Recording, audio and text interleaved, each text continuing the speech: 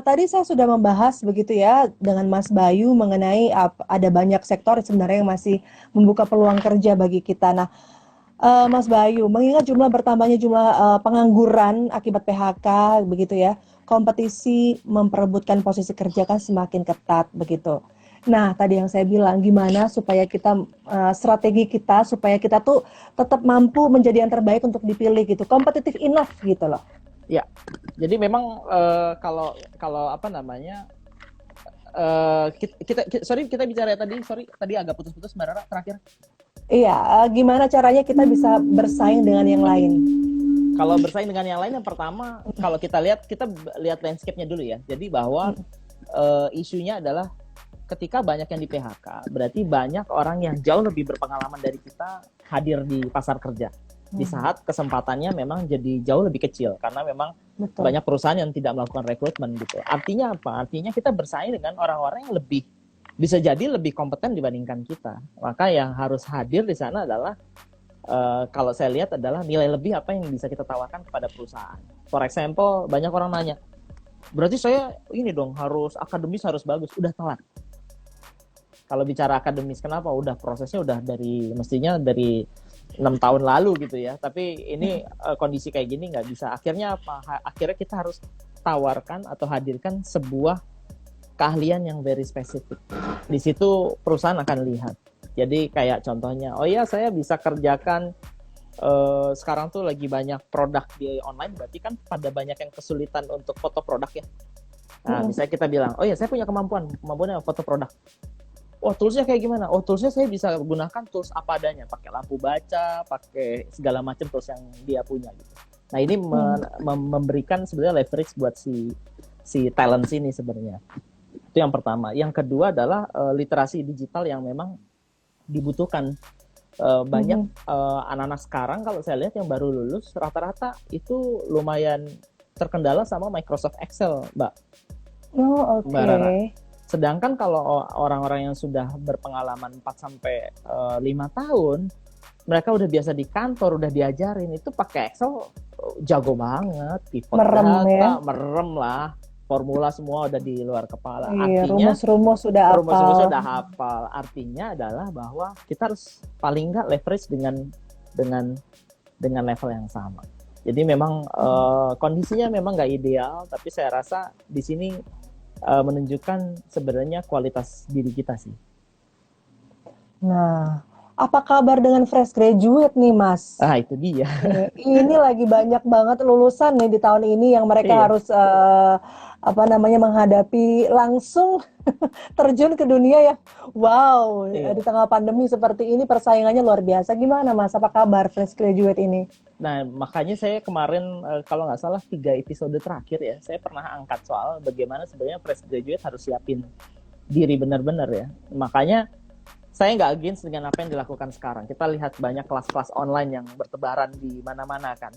Si A buat, si B buat, ada yang platformnya edukasi, ada yang platformnya sharing, ada yang platformnya komunitas.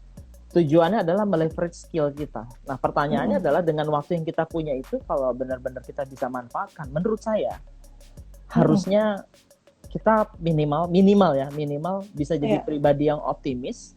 Dan yang kedua, kalau minimal dia tidak punya pekerjaan, dia bisa membuka lapangan pekerjaan, Mbak Rara. Oke. Nah, itu yang paling menurut saya paling yang paling masuk akal sebenarnya. Jadi kalau misalnya memang nggak ada pilihan, at least kita yang punya pilihan gitu. Kita yang bisa kontrol keadaan. Betul. Gitu. Mungkin jadi ini saatnya mencetak banyak wirausaha baru ya bagi Anda nih fresh graduate ya. Justru Anda yang menciptakan lapangan kerja kalau bisa gitu ya. Iya, dan mereka tuh jauh lebih digital literasinya udah jauh di atas kita nih Mbak Rara. Mereka yang baru lulus ini kan mereka udah biasa pakai sosial media udah luar biasa lah. Kita nggak ada apa-apanya. Nah ya jadi memang hal-hal itu yang bisa di leverage sebenarnya. Iya betul. Nah tadi juga ada yang bertanya, mungkin Mas Bayu mau menjawab nih yang ada di Instagram kita. Oke, tadi pertanyaannya kan dengan kondisi sekarang apakah bisa dimanfaatkan untuk memulai usaha yang baru? Jelas jawabannya sangat bisa, tapi dengan catatan. Kemarin kalau nggak salah di awal minggu pertama kita pandemi, kita sempat diskusi, terus saya kasih hints bahwa membuat bisnis itu nggak gampang. Kita tahu membuat Mhm. bisnis nggak gampang, tapi kemudian kita lari kepada melihat opportunity. Jadi saya selalu mendorong kalau misalnya mau buat bisnis, yang pertama dilihat adalah lihat opportunity-nya benar real atau musiman nih. Jadi Mhm. jangan sampai kita punya modal X rupiah, terus kemudian kita karena musiman kita ikutan, tapi kita juga nggak tahu mau ngapain. Jadi Oke. learning curve-nya itu terlalu lama sehingga orang lain udah tipping point, udah mulai Mhm. growing, kita belum Mhm. growing, kemudian bergantilah kondisi. Mhm. Nah ini yang ngebuat banyak orang akhirnya kelabakan. Saya kasih contoh kemarin masalah masker ya. Mhm. Masker dijual dengan harga berapapun itu kan lagi heboh kan. Wah, di mana-mana Mhm. di e-commerce, ijo, e-commerce, Magenta, semuanya jual online, jualan masker. Barang nggak ada. Terus kemudian ada Mhm. orang yang memanfaatkan harganya jadi lebih tinggi. Orang Betul. tergiur kan, wah ini kayaknya bisa jualan harga tinggi, stok banyak kan. Mhm. Stok banyak, tiba-tiba harga maskernya sekarang jeblok kan, Turun. turun. Karena Makanya orang pakai masker kain semua. semua pakai masker kain dan baru tahu oh Mhm. ternyata kalau orang sehat nggak perlu masker N95, masker biasa udah cukup begitu kan. Betul, Akhirnya betul. mulai ini. Nah, artinya apa? Artinya ada terjadi shifting yang menurut saya sangat clear di situ. Shiftingnya benar-benar terjadi dengan waktu yang sangat pendek, kurang dari 1 bulan. Ya kita lihat sendiri dampaknya. Nah, artinya kalau memang mau mulai usaha harus dipikirkan sebenarnya lihat dulu.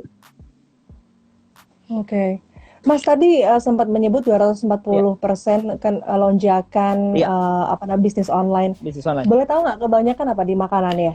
Kebanyakan justru kalau saya lihat makanan sama ini, sama apa namanya healthcare ya, Kesehatan.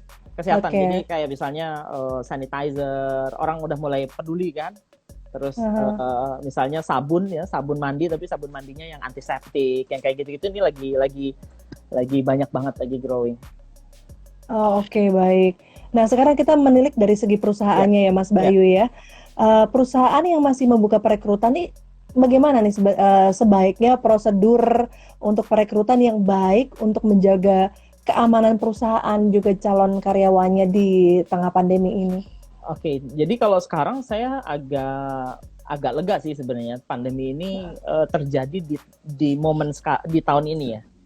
Di mana sebenarnya keterbatasan konektivitas itu bisa diganti dengan teknologi, Mbak Rara. Oke. Bayangkan kalau itu terjadi tahun 95. Wah, itu saya nggak bisa bayangin. Itu ekonomi, Nggak tahu gimana wah kita udah nggak mau, tahu gimana lagi.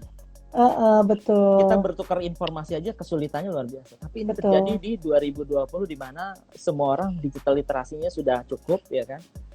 Dengan koneksi internet kita bisa melakukan banyak hal. Nah, termasuk baru tadi siang ada yang bertanya sama saya, Mas Bayu, saya lagi proses di satu company, tapi metodenya online untuk Mm-mm. interviewnya segala macam, sebagainya Interview. segala macam. Itu aman apa enggak? Saya bilang justru itu cara yang paling aman sekarang. Jadi metode seperti Oke. itulah yang bisa dilakukan oleh perusahaan dan calon karyawan. Jadi menurut saya lakukan yang pakai online interviewnya, tesnya juga online. Kalau rekrutnya misalnya nggak harus kerja 10 hari lagi atau 1 bulan lagi, misalnya nanti ya setelah Agustus misalnya, yang nggak apa-apa juga. Mm-mm. So it's a, apa namanya? So it's a still opportunity gitu. Mhm, oke.